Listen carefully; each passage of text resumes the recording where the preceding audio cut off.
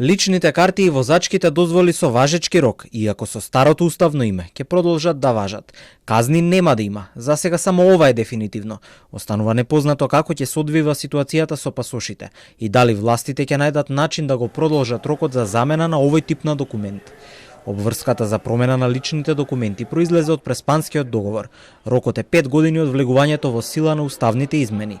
Истиот истекува за точно 1 месец, на 12 февруари. Тие оние кои што се за внатрешна употреба, тие ќе важат, например личните карти, а пасошите не се вадат заради институциите, туку се вадат за да граѓаните можат да патуваат. Не е мала бројка, 1,2 милиони пасоши да бидат направени и издадени на граѓаните, верувам дека ќе продолжат со такво темпо, а ние ќе ги испитаме сите можности, се со цел да, доколку биде потребно, се направи пролонгирање во делот на пасошите, бидејќи пасошите, повторувам, служат за граѓаните да можат да патуваат надвор од земјата. Не станува збор за личните карти кои што се за внатрешна употреба и тие секако ќе важат.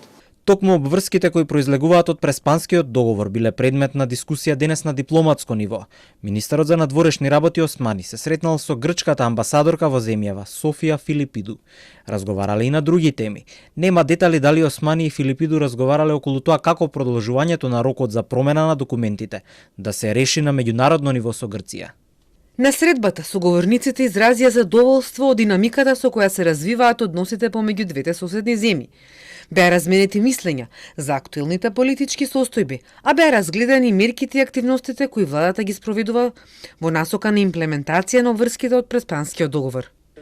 Предходно председателот на државата Стево Пендаровски кажа дека нема смисла хаосот да продолжи, а ќе известиме и Грција дека немаме намера да бегаме од обврските од Преспанскиот договор. Премиерот прифати да го отвори ова прашање на владина седница.